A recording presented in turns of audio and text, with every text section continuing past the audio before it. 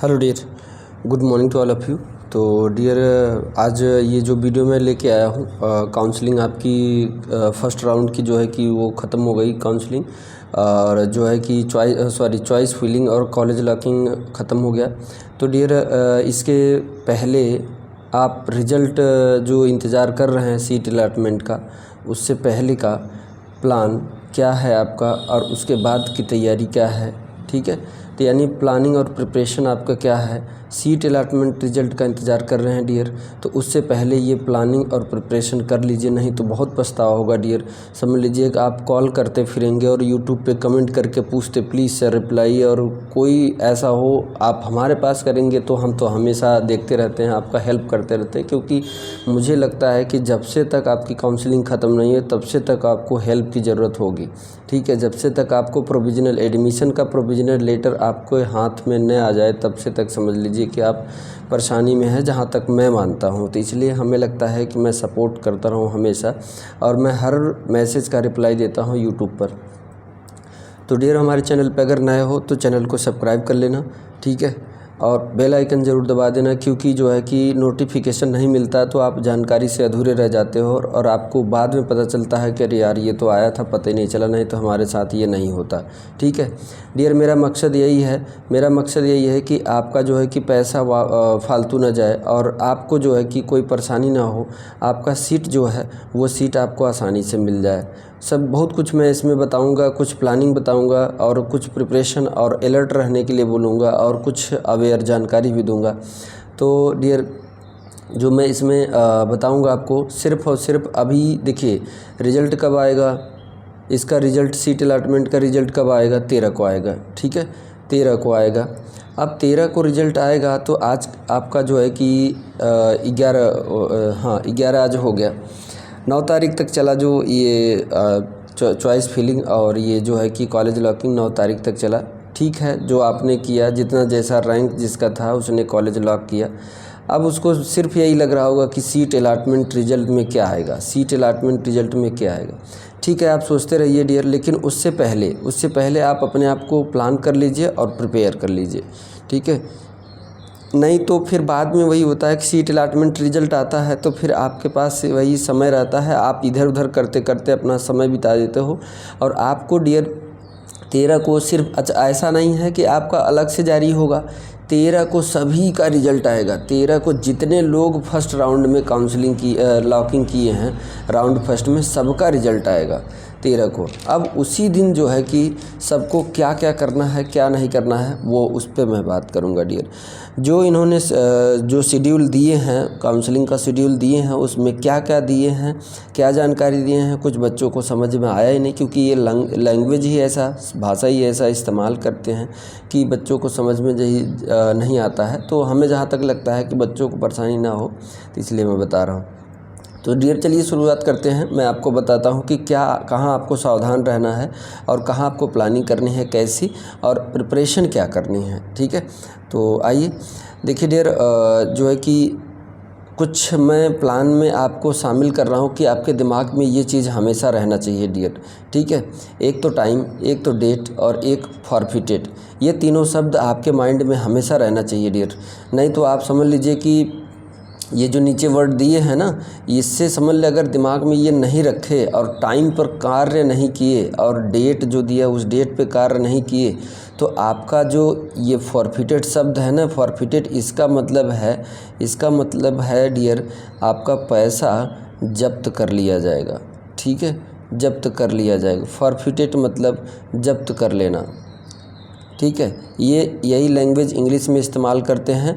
और एक बात चीज़ ध्यान रखिए, इन्होंने शेड्यूल में भी कहा है कि यदि कोई दिक्कत होता है या मिस प्रिंटिंग होती है, या फिर हमारे शेड्यूल में हिंदी वाला, जैसे मान लीजिए हिंदी वाला शेड्यूल आप पढ़ के और आप गए और आप हिंदी में कहीं मिस प्रिंटिंग हो गया, मिस प्रिंटिंग या फिर कोई ऐसी बात हो गई कि जो वो कह रहे हैं कि नहीं ये मेरी गलती है, शेड्यूल में ये नहीं, मतलब कि शेड्यूल ये है लेकिन ये गलती से छप गया है, तो ध्यान दीजिएगा। वो एक बात और भी लिखे हैं, आप गाइडलाइन इंग्लिश वाला पढ़ेंगे तो उसमें लिखे हैं कि इंग्लिश वाला गाइडलाइन ही मान्य होगा, ठीक है। कुछ भी परेशानी अगर हो रहा है, अगर आप कह रहे हैं कि नहीं ऐसा शेड्यूल में लिखा हुआ है, तो उसको मान्य नहीं होगा, सिवाय सिर्फ इंग्लिश वाला मान्य होगा, ये बात बोले हैं, समझ लीजिएगा।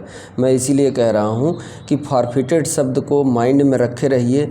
टाइम पे अगर नहीं करेंगे और डेट पे नहीं करेंगे तो आपका जो पैसा जो है 40,000, ठीक है, 40,000 जो पैसे हैं वो और 5,000 यानी कुल मिला के 45,000 पैसे आपके जब्त कर लिए जाएंगे। अगर अब मैं अभी बताता हूँ कि कहाँ कैसे क्या करना है, जिसका रिज़ल्ट में आया है तो वो क्या करेगा, ठीक है।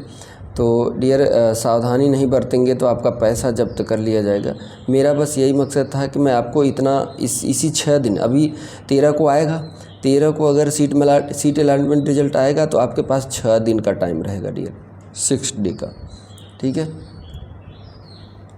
अब डियर इसी 6 डेज़ में आपको क्या क्या करना है, लेकिन उससे पहले मैं बार बार कह रहा हूँ कि ये तीनों जो है कि वर्ड आप दिमाग में बैठा के, जैसे मान लीजिए 13 को जब रिज़ल्ट आएगा, सीट अलॉटमेंट रिज़ल्ट आएगा, तो उससे 13 के बाद से 13 से ही आपका स्टार्ट हो जाएगा और कब तक जाएगा, 19 तारीख तक। इसी बीच में आपको प्लानिंग जो करनी है और तैयारी जो करनी है करके, फ़ैसला लेके उनको जवाब दीजिए, यूनिवर्सिटी को जवाब दे दीजिए। लास्ट डेट और लास्ट टाइम का इंतज़ार मत कीजिए, उनको जवाब दे दीजिए कि हाँ हम ये करने जा रहे हैं, हम एडमिशन लेने जा रहे हैं, हम एडमिशन नहीं लेंगे, हम नेक्स्ट राउंड में जाएंगे, हम एडमिशन कैंसिल कर रहे हैं। जो भी करना हो राउंड फर्स्ट का 13 से 19 के बीच में आपको जवाब देना ही होगा उनको, ठीक है। तो चलिए आइए शुरुआत करते हैं आगे कि क्या तैयारी करनी है, ठीक है।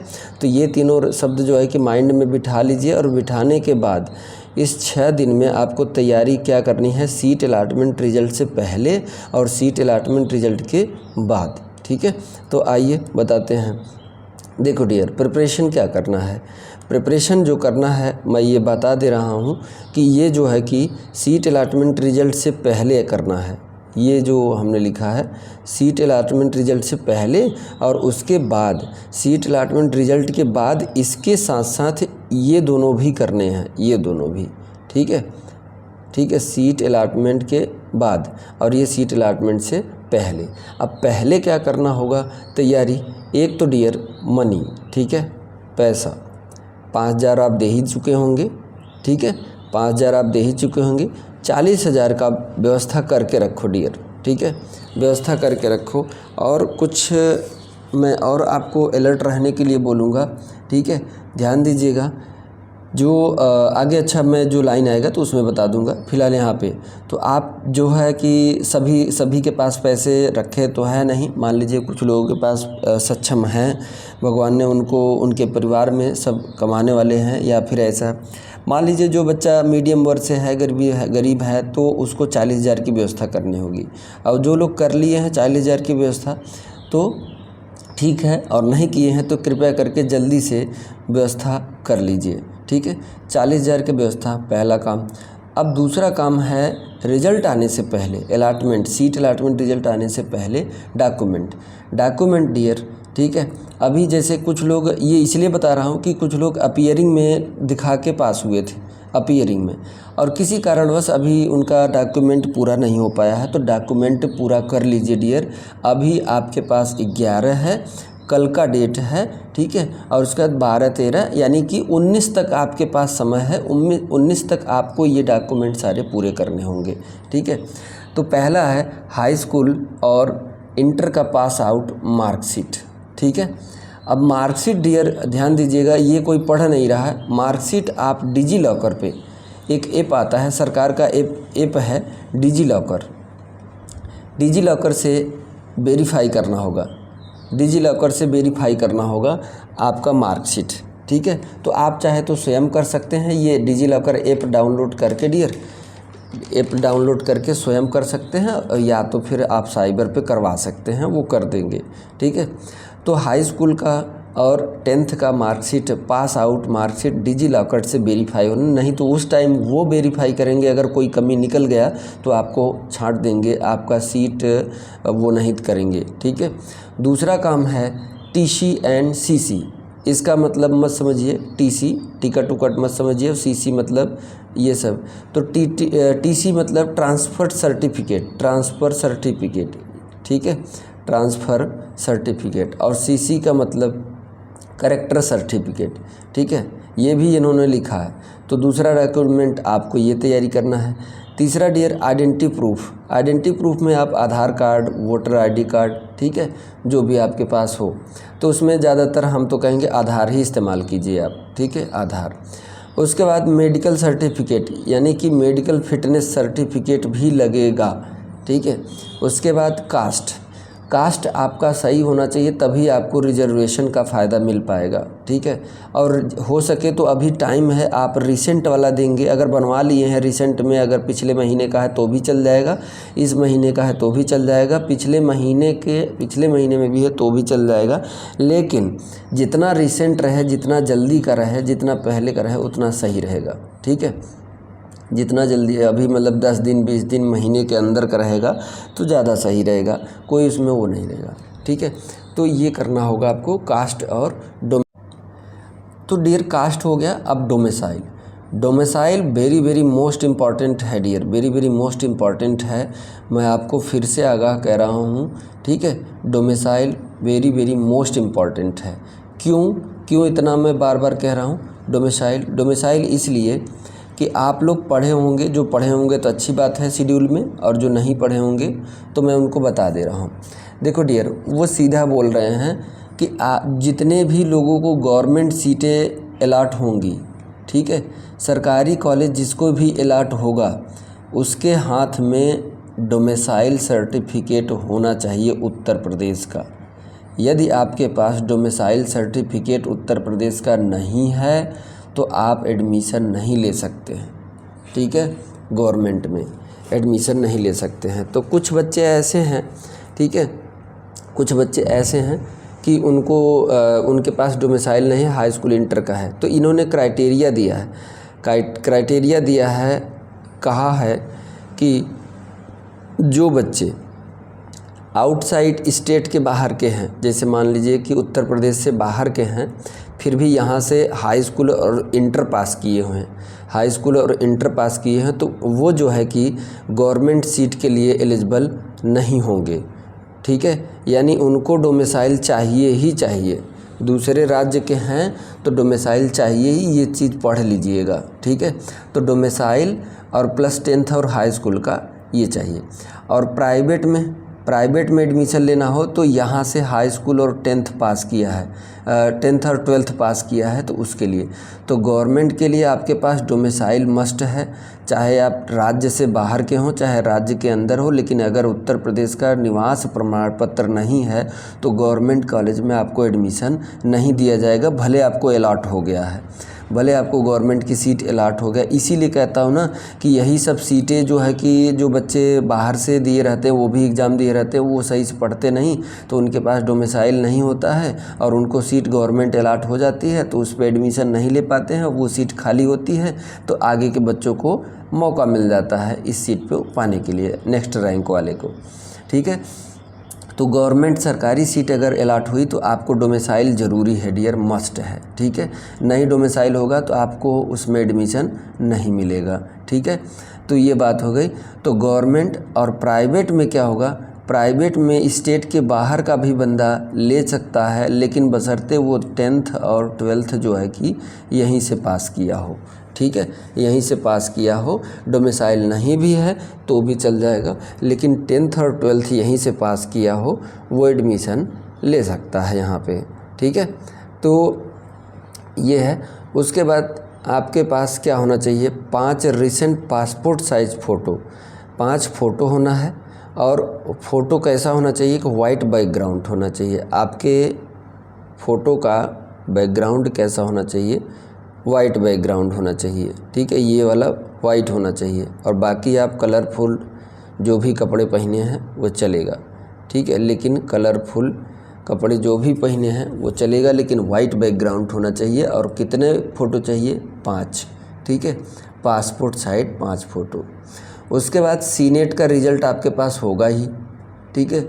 उसके बाद एडमिट कार्ड आपके पास होगा ही, और नहीं होगा तो आप इसमें से कोई डॉक्यूमेंट अगर नहीं होगा तो आप लॉगिन करेंगे तो उस पर अभी तब तक दिखाएगा जब से तक काउंसलिंग नहीं ख़त्म हो जाए, तब से तक आपका वहाँ पे सारा डॉक्यूमेंट दिखाएगा। रिज़ल्ट भी फिर से डाउनलोड कर सकते हैं, एडमिट कार्ड भी फिर से डाउनलोड कर सकते हैं, और वेरिफिकेशन सीट ये भी ज़रूरी है, और वेरिफिकेशन सीट भी वहाँ पे दिया है। साइट पे आप लॉगिन करेंगे, अपने साइट पे लॉगिन करेंगे तो वहाँ पे दिया है डाउनलोड वेरिफिकेशन सीट, यानी कि ये तीनों चीज़ वहीं पे पा जाएंगे। आप लॉगिन करेंगे तो वहीं से पा जाएंगे। तो ये तीनों आपके पास होने चाहिए, ठीक है।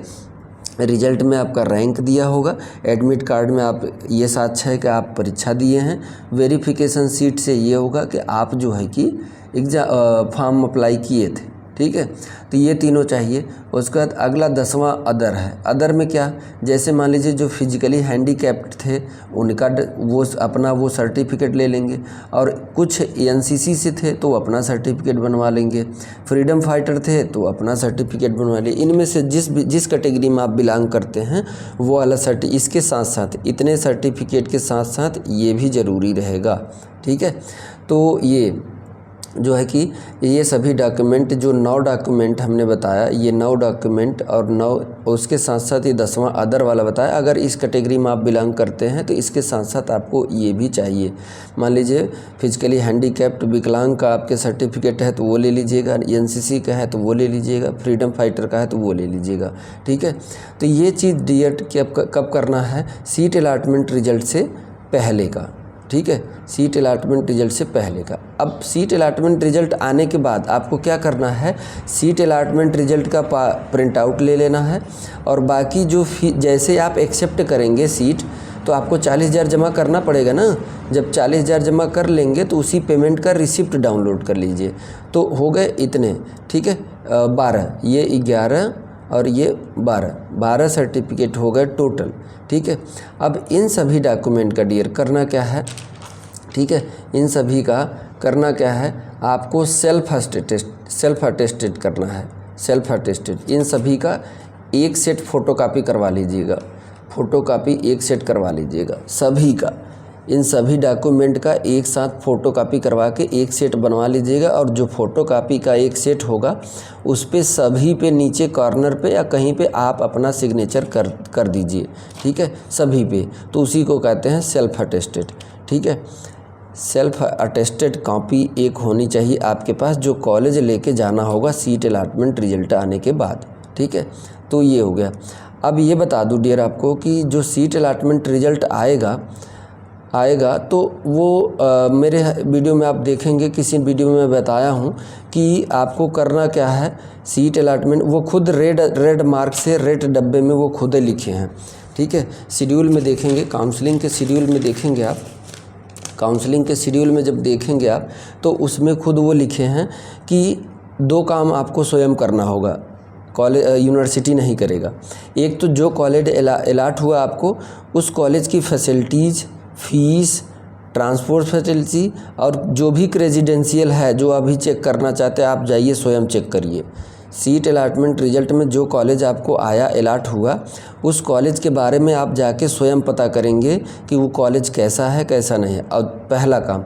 और दूसरा वेरी मोस्ट इम्पॉर्टेंट काम कि वो आईएनसी से रिकॉग्नाइज्ड है कि नहीं, आईएनसी से रिकॉग्नाइज्ड है कि नहीं ये भी आप ही को पता करना पड़ेगा। यानी कि इंडियन नर्सिंग काउंसिल से वो कॉलेज मान्यता प्राप्त है कि नहीं है ये भी आप ही को पता करना पड़ेगा। वो शेड्यूल में लिखे हुए हैं, यूनिवर्सिटी वाले शेड्यूल में लिखे हुए हैं, ठीक है। तो आपको ही स्वयं पता करना पड़ेगा। वो बोल दिए कि सीट अलॉटमेंट रिजल्ट होने के बाद आप जाइए स्वयं पता करिए, पता करने के बाद आप डिसीजन लीजिए, ठीक है।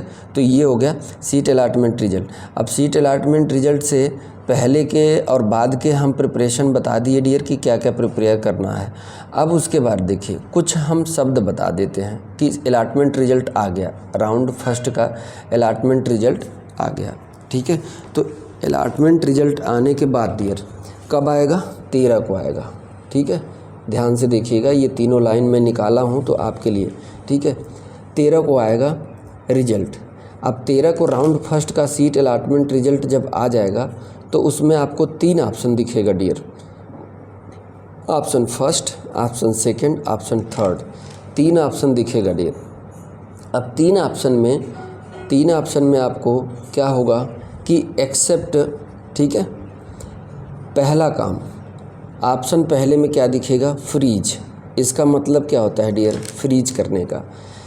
फ्रीज करने का मतलब यह है कि सीट ये जो आपको अलाट हुई है, जो यहाँ पे कॉलेज शो करेगा, आपका सीट अलाटमेंट रिजल्ट में जो कॉलेज शो करेगा, उस सीट को, वो सीट जो अलाट हुआ है, मान लीजिए आपको गवर्नमेंट कॉलेज मिला है, ठीक है, गवर्नमेंट कॉलेज मिला है, अच्छा कॉलेज मिला है, आपको कुछ सोचना ही नहीं है, आपको कुछ सोचना ही नहीं है, आपको पसंद है, सीट भी पसंद है, कॉलेज भी पसंद है, भली भांति हम जानते हैं कॉलेज के बारे में भी, कॉलेज का रिव्यू अच्छा है, सब कुछ अच्छा है, तो ये उनके लिए है फ्रीज। यानी कि आप सीट एक्सेप्ट कर रहे हैं और आप नेक्स्ट राउंड में पार्टिसिपेट नहीं करेंगे, ठीक है। अब मुझे कोई दिक्कत नहीं, जो सीट अलाट हुई है मुझे वही सीट चाहिए, मेरे मन की सीट मिल गई है। ऑप्शन पहले में यही दिखाई देगा, ऑप्शन पहले में यही दिखाई देगा। और फ्रीज का मतलब यही होता है कि आपको जो सीट अलाट किया गया है, उस सीट से आपको कोई परेशानी नहीं है, आपको सीट अच्छा है, उस कॉलेज का रिव्यू अच्छा है, मुझे पसंद है, सब कुछ है, मतलब सीट मैं लूँगा। तो आप एक्सेप्ट करिए, 40,000 जमा कीजिए, 40,000 जमा कीजिए, और जब फ्रीज आप सेलेक्ट कर लेंगे तो आप नेक्स्ट राउंड में पार्टिसिपेट, बाद में मूड अगर बिगड़ गया आपका कि हम नेक्स्ट राउंड में जाना चाहते हैं, तो आप नेक्स्ट राउंड में पार्टिसिपेट नहीं कर पाएंगे। और जब मान लीजिए फिर भी आपको कर रहे हैं, फिर भी आप कर भी रहे हैं, तो 5,000 दे के ही पार्टिसिपेट करेंगे। 5,000 और प्लस 500 यानी 5500 फिर से दे के आप तभी पार्टिसिपेट कर पाएंगे, ठीक है डियर। तो ये हो गया पहला ऑप्शन। दूसरा ऑप्शन है फ्लॉट दिखेगा, दूसरा ऑप्शन दिखेगा क्या, फ्लॉट। ये फ्लॉट का मतलब क्या होता है कि हाँ, जो सीट अलाट हुआ है, जो कॉलेज अलाट हुआ है, मैं उसको एक्सेप्ट करता हूँ, यानी 40,000 आप जमा कर दिए, एक्सेप्ट करके 40,000 जमा कर दिए, लेकिन I want participate in next round, यानी कि आपको अभी संदेह है, सीट एक्सेप्ट कर लिए, क्योंकि एक्सेप्ट नहीं करोगे तो सीट में भी दूसरे को अलाट हो जाएगा अगले मॉपअप राउंड में, ठीक है। तो आप सीट एक्सेप्ट कर लिए और 40,000 जमा कर दिए। ये फ्लॉट वाला ऑप्शन अगर चूज कर रहे हैं तो 40,000 जमा कर दिए आप, और 40,000, इस फ्लॉट का मतलब यह है कि जब फ्लॉट वाला ऑप्शन चूज करेंगे आप तो 40,000 देंगे और आपको नेक्स्ट राउंड में मौका दिया जाएगा, और उस राउंड के लिए आपको 5,000 पैसे नहीं देना पड़ेगा, लेकिन 500 देना पड़ेगा। ध्यान दीजिएगा, 40,000 आप जमा कर दीजिए, एक्सेप्ट कर लिए। फ्लॉट वाला ऑप्शन ऐसे क्लिक करेंगे आप ना, तो उसमें आएगा आप 40,000 जमा कीजिए। 40,000 जमा कर देंगे, और इस 40,000 जमा करने के बाद आपको नेक्स्ट राउंड में पार्टिसिपेट करने के लिए मौका दिया जाएगा, और दिया जाएगा तो बिना 5,000 दिए, यानी कि जो 5,000 दिए थे फर्स्ट टाइम पे, वो 5,000 आपको नहीं देना होगा, सिर्फ 500 ही देना होगा, सिर्फ 500 ही देना होगा। अगर किसी कारणवश आपको सीट ये नहीं लेना है, नेक्स्ट राउंड में पार्टिसिपेट करना है, तो आपको 5,000 नहीं, सिर्फ 500 ही देना पड़ेगा। ध्यान दीजिएगा। लेकिन हम डेट ध्यान दीजिए, डेट क्या है, 13 से 19 यानी 13 तारीख से 19 तारीख के बीच में ही आपको ये काम करना होगा। इन तीनों ऑप्शन में से 13 तारीख से 19 तारीख के बीच में ही करना होगा। सही यही होगा कि 19 तारीख का वेट मत कीजिए, लास्ट टाइम और लास्ट डेट का वेट मत कीजिए। 18 तारीख तक आप अपना डिसीजन ले लीजिए कि फ्रीज सेलेक्ट करना है ऑप्शन या फ्लोट करना है। ये डिक्लाइन है, गलती से फ्रीज आ गया, ठीक है, ये डिक्लाइन है डियर, ठीक है, डिक्लाइन मतलब कैंसिल, यहाँ पे डिक्लाइन लिखा होगा, ठीक है, ये एडिट करने में दिक्कत हो गया, तो यहाँ पे डिक्लाइन लिखा होना चाहिए, फ्रीज नहीं डिक्लाइन, ठीक है। तो 13 तारीख से 19 तारीख तक, 13 तारीख से 19 तारीख तक आपके पास डेट है। 19 तारीख को 6 बजे शाम को, ठीक है, 6 PM तक आपके पास समय है कि इन तीनों में से कोई ऑप्शन सेलेक्ट कर लीजिए डिसीजन लेके। सीट अलॉटमेंट रिजल्ट, पहला काम क्या किए, सीट अलॉटमेंट रिजल्ट आ गया, उससे पहले की तैयारी हम बता दिए थे कि डॉक्यूमेंट क्या तैयार करना है क्या नहीं। अब सीट अलॉटमेंट 13 तारीख को आ गया, 13 तारीख को आ गया तो बस खाली तुरंत आप एक या 2 दिन में कॉलेज के बारे में पता कर लीजिए कि कॉलेज कैसा है कैसा नहीं है, ठीक है। चाहे गवर्नमेंट अलॉट हुआ हो चाहे प्राइवेट, अगर आप लेना चाहते हैं तो एक बार पता कर लीजिए, ठीक है। मान लीजिए 13 का आपका समय चला गया पता करने में, 14 चला गया, ठीक है। 2 दिन से ज़्यादा नहीं जाना चाहिए। अगर नज़दीक में है, कॉलेज के पास जाना चाहते हैं तो कॉलेज में जाके पता कर लीजिए, और नहीं तो आपके पास कोई टीचर हो या कोई वो हो, कोई दोस्त हो, उस कॉलेज में पढ़ते हों, उस कॉलेज को जानते हों, तो उनसे पूछ लीजिए, सारा चीज़ पता कर लीजिए। ये बात यूनिवर्सिटी खुद बोली है कि आप कॉलेज के बारे में स्वयं जाके पता करेंगे। और INC से एफिलिएटेड है या रिकॉग्नाइज्ड है या मान्यता प्राप्त है कि नहीं वो कॉलेज, ये आपको स्वयं पता करना। अब इसके लिए आपको टेंशन नहीं लेने की जरूरत। अगर मान लीजिए किसी से पूछ रहे हैं, पता चल गया तो ठीक है, और नहीं तो मैं नीचे एक लिंक दे दूँगा, लिस्ट दे दूँगा, लिंक दे दूँगा। उसमें लिंक में, ठीक है, उन सभी कॉलेजों का लिस्ट नाम रहेगा जो INC से मान्यता प्राप्त हैं, INC से मान्यता प्राप्त हैं, ठीक है। तो वो PDF डाउनलोड कर लीजिएगा। डाउनलोड करने के बाद उसमें सर्च कर लीजिएगा कि जो कॉलेज हमें अलॉट हुआ है उस कॉलेज का इसमें लिस्ट में नाम होगा तो वो कॉलेज INC से रिकॉग्नाइज्ड है यानी मान्यता प्राप्त है। तो 13 से 19 के बीच में ही इन तीनों को ऑप्शन को सेलेक्ट करना होगा। मान लीजिए 13 को आपको जैसे रिज़ल्ट आया तो आपको गवर्नमेंट मिल गया या फिर जो प्राइवेट चाहते थे वही मिल गया, ठीक है, तो कोई दिक्कत नहीं, मुझे कोई संदेह नहीं। आप तुरंत फ्रीज वाला ऑप्शन कर लीजिए, फर्स्ट वाला 40,000 जमा कर लीजिए। 40,000 जमा करने के बाद आप सारे एक सेट डॉक्यूमेंट जो मैंने पीछे बताया वो फ़ोटोकॉपी लेके और उसका सीट अलॉटमेंट का और 40,000 का प्रिंट आउट लेके आप कॉलेज में चले जाइए, और कॉलेज में जाने के बाद सारा वेरीफाई करा लीजिए। और वहाँ कॉलेज में ध्यान दीजिएगा, अगर कॉलेज वाले कहते हैं, प्रेशर देते हैं कि नहीं आपको 40,000 वहाँ आप जमा करके आए हैं, आपको 40,000 यहाँ भी जमा करना होगा, नहीं, बोल दीजिएगा ऐसा कुछ नहीं है, ऐसा कुछ नहीं है। एडमिशन के टाइम पे यूनिवर्सिटी खुद बोली है कि सिर्फ 2,000 रुपये दे के आप एडमिशन ले सकते हैं, उसके बाद फ़ीस बाकी बाद में देंगे, ठीक है। तो आप उनसे लड़ सकते हैं, आप उनसे बोल सकते हैं, अपना राइट रख सकते हैं, अपना अधिकार रख सकते हैं कि ये देखिए इस काउंसलिंग शेड्यूल में यूनिवर्सिटी खुद कहती है कि हम कॉलेज अलॉट कर दिए तो 40,000 जो जमा कर दिए उसका रसीद का प्रिंट आउट और एक सेट डॉक्यूमेंट लेके सेल्फ अटेस्टेड लेके चले जाइए, और 2,000 रुपये दे के एडमिशन लेके प्रोविजनल सर्टिफिकेट ले लीजिए, प्रोविजनल एडमिशन लेटर ले लीजिए कि यानी आपका कॉलेज आपको अलॉट हो गया, आप एडमिशन ले लीजिए। अब इंतज़ार करिए, 1 अगस्त से क्लासेस स्टार्ट होंगी तो वो बुलाएंगे। हाँ, ऐसा नहीं है कि 2,000 ही सिर्फ देना है आपको, चाहे प्राइवेट चाहे गवर्नमेंट में। हाँ, 2,000 अभी नहीं देंगे, मान लीजिए आर्थिक तंगी है भैया, 40,000 यूनिवर्सिटी को दे दिए तो बाद में ले लीजिएगा, हम दे देंगे आपको। तो उसी टाइम आपको कॉलेज अगर प्राइवेट वाले हैं तो वही आपको नोचते हैं, और गवर्नमेंट वाले नहीं नोचते हैं। गवर्नमेंट वाले ये सोचते हैं कि जाओगे कहाँ, और प्राइवेट वाले भी सिर्फ फीस निकालने के लिए वो आपसे 40,000 बोल रहे हैं जमा करने के लिए। तो ऐसा नहीं बोल दीजिए कि नहीं हमारे पास इतना नहीं, पहले 2,000 आप ले लीजिए और मेरा एडमिशन कंफर्म कीजिए, उसके बाद फिर मैं आगे देता रहूँगा पैसा आपका, ठीक है, जो भी फ़ीस है। तो वो फ़ीस जो है कि इंस्टॉलमेंट में आपको बताएंगे, देखिए इतना फ़ीस इतने दिन 40,000 इस महीने में इस ईयर में जमा करना है, इतना इस ईयर में, तो वो आपको एक पत्र दे देंगे अपना खूब बढ़िया से, ठीक है, पत्र दे देंगे। तो आपको उनके जो भी इंस्ट्रक्शन है वो फॉलो करना है फ़ीस का, ठीक है। तो फ्रीज का मतलब उन्हें कोई अपने सीट जो अलॉट हुआ है उस पर कोई संदेह नहीं है उसके लिए, और नेक्स्ट राउंड में पार्टिसिपेट नहीं करना है उसके लिए फ्रीज है, ठीक है, उसके लिए फ्रीज है। और उसके बाद फ्लॉट उनके लिए है कि सीट अपना एक्सेप्ट करना चाहते हैं, सीट एक्सेप्ट कर लिए, 40,000 जमा कर दिए, 40,000 जमा कर दिए, और नेक्स्ट राउंड में पार्टिसिपेट करना चाहते हैं, वो हो गया।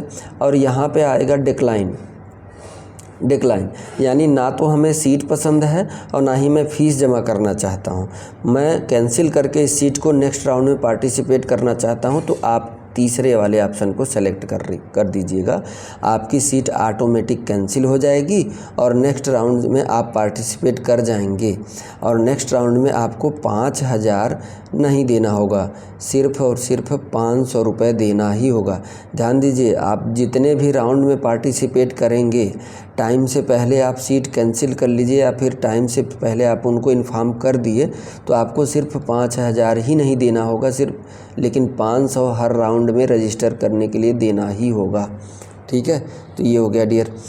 तो ये तीनों ऑप्शन समझ में, आई थिंक आपको समझ में आ गया होगा। फिर भी नहीं समझ में आएगा डियर तो कमेंट करके ज़रूर पूछ लीजिएगा कि सर इसका क्या मतलब होता है ये तीनों। तो ये तीनों ऑप्शन दिखेंगे तो आपको करना क्या है और कौन सा ऑप्शन सेलेक्ट करना है कब, ये चीज़ हमने आपको समझा दिया डियर। ठीक है, अब देखिए दिक्कत आती है कि जो देखिए ये वाला ऑप्शन जो सेलेक्ट करते हैं फ्रीज वाला, तो उन्हें तो कोई दिक्कत नहीं, वो तो ले लिए अपना सीट गए, कंफर्म करिए, एडमिशन ले लिए, इसमें भी कोई दिक्कत नहीं।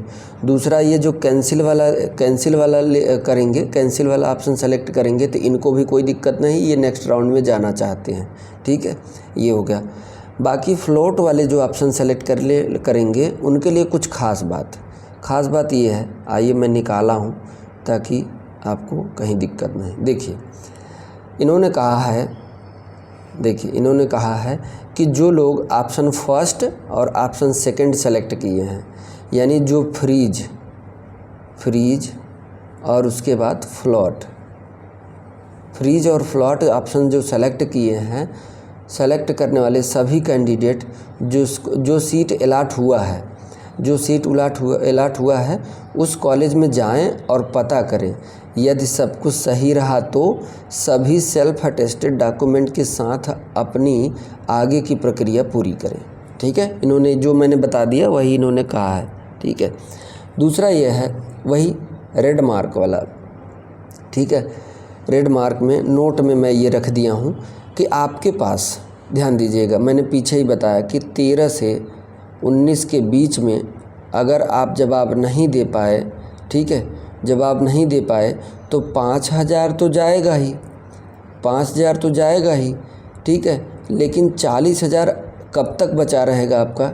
40,000 कब तक बचा रहेगा? माप अप राउंड तक आपका 40,000 बचा रहेगा। तब तक माप अप राउंड तक आपके पास मौका है कि 40,000 लेने के लिए या फिर 40,000 का वो करने के लिए, रिफ़ंड करने के लिए माप अप राउंड तक 12 तारीख से 17 तारीख तक अगले महीने में, जुलाई महीने में 12 से 17 तारीख के बीच में आपको जवाब देना ही होगा, नहीं तो इसके बाद आपका ये भी फॉरफिटेड कर लिया जाएगा। 5,000 तो गया ही था, जब भी आप फ्लॉट ऑप्शन फर्स्ट और सेकंड सेलेक्ट किए थे तो 5,000 गया ही था। ठीक है, 5,000 गया ही था। उसके साथ साथ माप अप राउंड में 12 से 17 के बीच में अगर आप कुछ नहीं बताए, नहीं बोले तो 40,000 भी फॉरफिटेड कर लिया जाएगा।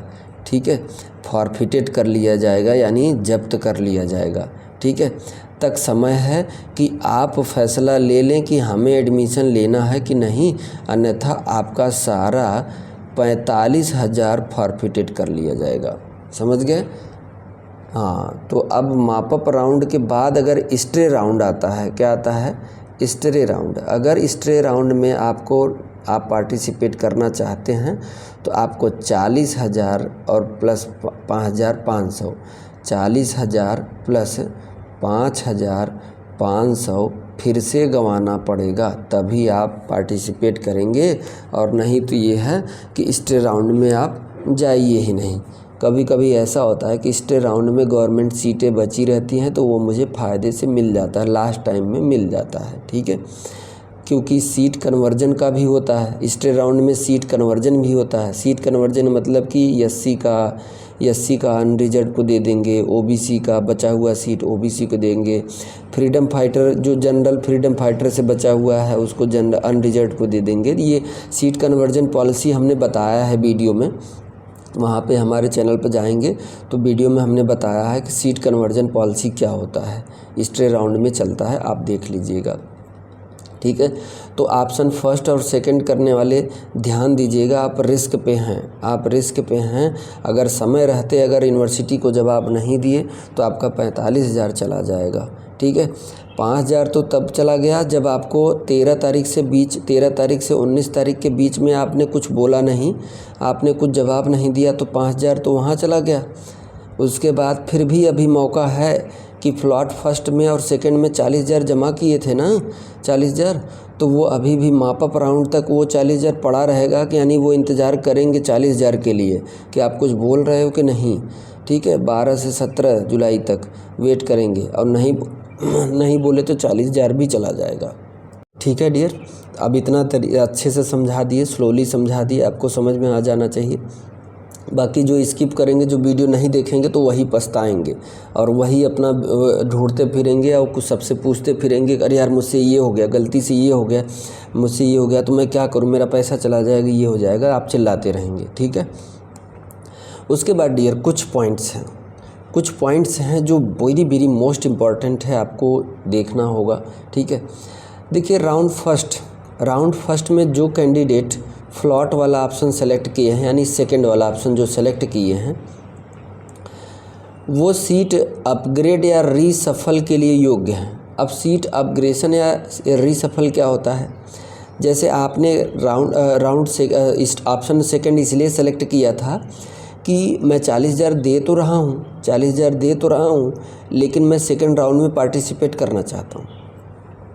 अब सेकंड राउंड में राउंड फर्स्ट के सीट को सेकंड राउंड में 500 रुपये दे के अगर आप अपग्रेड नहीं किए, छोड़ दिए कि राउंड सेकंड में हम रजिस्टर तो कर ही लिए हैं, तो अब हमें दूसरा कॉलेज मिल ही जाएगा, नहीं, सेकेंड राउंड में फिर से आपको अपनी प्रायोरिटी चेंज करनी पड़ेगी। आप अपने सीट को चॉइस लॉकिंग और कॉलेज लॉकिंग और चॉइस फिलिंग फिर से करनी पड़ेंगी और नहीं किए, और अगर नहीं कि आपने सोचा कि हम जो फर्स्ट राउंड में जो प्रायोरिटी बनाए थे 20 कॉलेज का, 15 कॉलेज का, उसमें से पहला कॉलेज नहीं मिला या शुरू के 5 कॉलेज नहीं मिले, शुरू के 5 कॉलेज नहीं मिलेंगे तो नीचे का इस बार जो है उसको वैसे ही रहने देते हैं, नेक्स्ट राउंड की काउंसलिंग में वैसे मिल जाएगा, तो बिल्कुल नहीं। आपको इस सीट को, जो पहले वाली सीट बुक किए थे, लॉक किए थे, उसमें रीसफल यानी अपग्रेड करना होगा। अपग्रेड करना का मतलब ये है कि जो सीट अलॉट हुई है उसको आपको नहीं लेना है। ठीक है, नहीं लेना है तो उसको आप हटाइए और वहाँ से दूसरा कोई सीट रखिए। ठीक है, यानी अपग्रेड कीजिए, प्रायोरिटी चेंज कीजिए, ऊपर नीचे कीजिए, नहीं तो क्या हो जाएगा कि वो सीट जो पहले टाइम पे जो राउंड फर्स्ट में अलॉट हुई थी, वही सीटवा फिर सेकंड राउंड में वही सीट मिल जाएगी आपको। तब आप सोचेंगे, हैं पहले राउंड में भी वही कॉलेज मिला, सेकंड राउंड में भी वही कॉलेज में, ऐसा क्यों? क्योंकि आप रीसफल और अपग्रेड नहीं किए थे। अपनी सीट को अपग्रेड करना है आपको। सेकंड राउंड में जैसे ही जाएंगे, फ्लॉट वाले जितने कैंडिडेट हैं जब सेकंड राउंड में जाएंगे तो उनको जो है कि अपनी सीट को अपग्रेड करना है। अपग्रेड यानी कि प्रायोरिटी बदलना है, ऊपर नीचे करना होगा। ठीक है, ये चीज़ ध्यान दीजिएगा। अब राउंड सेकंड में देखिए, राउंड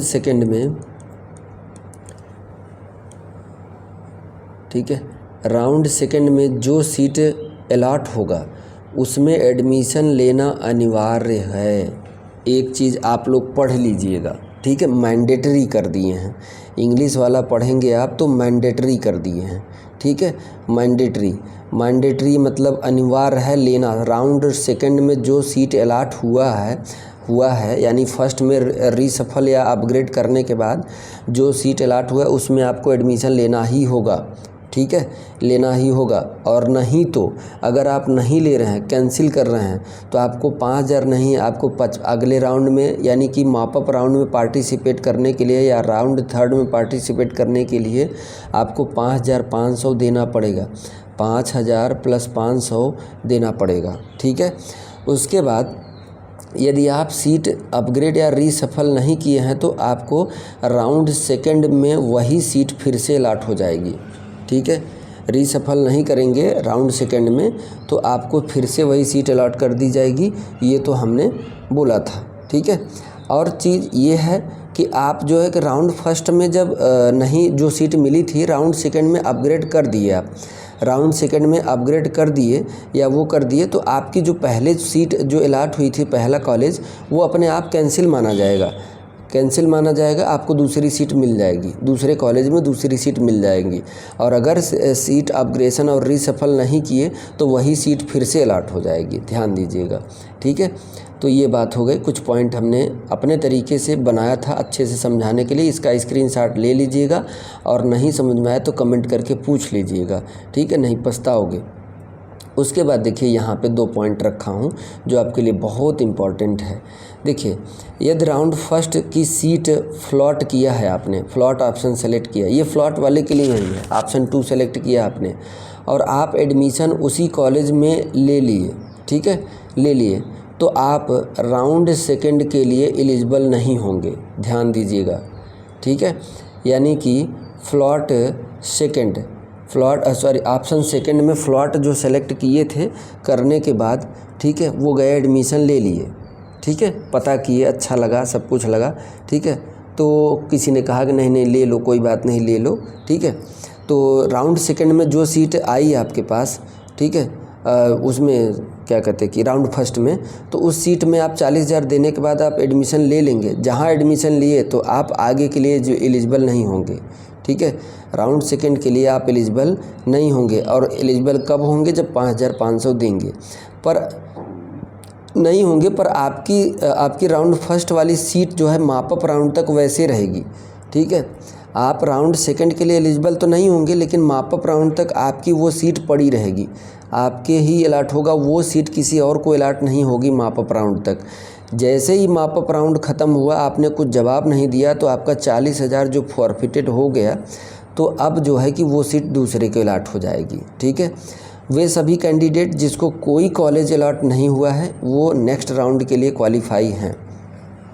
राउंड फर्स्ट में जिस कैंडिडेट को कोई सीट अलॉट नहीं हुआ तो वो कैंडिडेट नेक्स्ट राउंड के लिए अपने आप एलिजिबल होंगे, कोई दिक्कत नहीं, उनको कुछ नहीं करना पड़ेगा, 5,000 रुपये भी नहीं देना पड़ेगा नेक्स्ट राउंड के लिए, सिर्फ और सिर्फ 5,000 देना पड़ेगा, सिर्फ और सिर्फ 500 रुपये देना कर रजिस्ट्रेशन के लिए।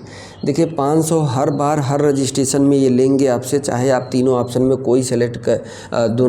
कोई सेलेक्ट कर लीजिए, ठीक है। अगर आप नेक्स्ट राउंड में पार्टिसिपेट कर रहे हैं, समय से पहले आप जवाब दिए तो आपका सिर्फ 5,000 बचा रहेगा और 40,000 बचा रहेगा, लेकिन हर बार जो है कि आपको एंट्री लेने के लिए 500 रुपये देना पड़ेगा, यानी कि उनका सॉफ्टवेयर अगर कुछ काम कर रहा है तो उनको 500 रुपये दीजिए आप हर बार, ठीक है।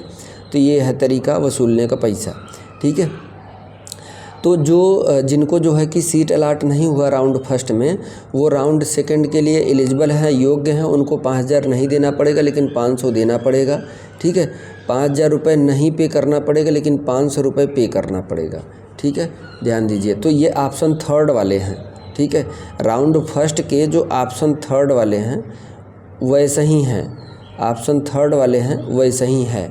ऑप्शन थर्ड वाला जैसे था कि हम चाहे कैंसिल करना चाहते हैं और या कह लीजिए कि हमें अलॉट ही नहीं हुआ है, कैंसिल कर देंगे तो भी वही प्रक्रिया होगा, और आपको कोई कॉलेज अलॉट नहीं हुआ तो भी वही प्रक्रिया होगा। सिर्फ दिक्कत उनको है जो ऑप्शन सेकंड सेलेक्ट किए हैं डियर, ऑप्शन सेकंड जो सेलेक्ट किए हैं उनको दिक्कत होगा, ये वाला, ठीक है, जो फ्लॉट वाला ऑप्शन सेलेक्ट किए हैं, ठीक है, फ्लॉट वाला। तो फ्लॉट वाले में आप 40,000 जमा करके अगर भ्रमण कर रहे हैं और विचरण कर रहे हैं तो जल्दी कर लीजिए, बता दीजिए, ठीक है। नेक्स्ट राउंड में पार्टिसिपेट कर लीजिए, करने के बाद नेक्स्ट राउंड में जो सीट मिलेगी उस सीट में आपको एडमिशन लेना अनिवार्य है, और नहीं लिए तो आपकी सीट वैसे ही की वैसे ही रहेगी। कब तक 12 तारीख से मापअप राउंड तक वैसे ही रहेगी, और मापअप राउंड में कब तक 12 से 19 तारीख तक आपका इंतज़ार किया जाएगा, नहीं तो ये 40,000 भी खा जाएंगे, फॉरफिटेड कर लिया जाएगा, जब्त कर लिया जाएगा, ठीक है। और अगर फ्रीज किए हैं कोई बात नहीं, हम एक्सेप्ट करना चाहते हैं, कॉलेज हमें पसंद है, हम इसी में एडमिशन लेना चाहते ही थे, तो कोई दिक्कत नहीं, आप 40,000 लेके जमा करके उसका फी रिसिप्ट लेके एक कॉपी लेके आप कॉलेज जाइए, एडमिशन कराइए। आई थिंक डियर आपको समझ में आ गया होगा, मैं इतना अच्छे से समझाया हूँ स्लोली, और बाकी स्किप जो किए होंगे वो पछताएंगे, ठीक है, और बाकी जो अच्छे से देखे होंगे उनको समझ में आ गया होगा, ठीक है। तो डॉक्यूमेंट का सेट हमने बता दिया, इतने डॉक्यूमेंट का सेट आपको कलेक्ट करना है। सीट अलॉटमेंट से पहले आपको अरेंज कर लीजिए, एक फ़ाइल बना लीजिए, एक फ़ोल्डर बना लीजिए। मार्केट से 20 रुपये का एक फ़ाइल ले लीजिए, फ़ोल्डर, ठीक है, फ़ाइल फ़ोल्डर ले लीजिए। उस फ़ोल्डर में आप इन्हीं 10 डॉक्यूमेंट को रख लीजिए। उसका जैसे ही आपका सीट अलॉटमेंट 13 को आए तो उसका सीट अलॉटमेंट का रिसिप्ट प्रिंट आउट और उसका 40,000 जमा करने का प्रिंट आउट, उसको भी इसमें शामिल करके कॉलेज में लेके चला जाइएगा और इसको बंद करके, ठीक है, कॉलेज में लेके चले जाइएगा। और फ़ोटो कापी लीजिएगा और ओरिजिनल दोनों, फ़ोटो कापी और ओरिजिनल दोनों लीजिएगा। तो फ़ोटो कापी कॉलेज वाले को देना है, ओरिजिनल कॉलेज वाला देखेगा, मिलाएगा, ठीक है, मिलाएगा फ़ोटो कापी से। और फ़ोटो कापी सभी पे आपका सिग्नेचर होना चाहिए, सेल्फ अटेस्टेड, ठीक है। तो ये प्रक्रिया है डियर, आई थिंक आपको समझ में आया होगा। वीडियो थोड़ा सा लंबा है लेकिन आपकी काम की है, ठीक है। तो मिलते हैं नेक्स्ट जानकारी में। सीट अलॉटमेंट रिजल्ट आने दीजिए, फिर आपके पास फिर आपको हम अवगत कराते हैं कि कैसे क्या करना है, ठीक है। Thank you so much dear, thank you for watching.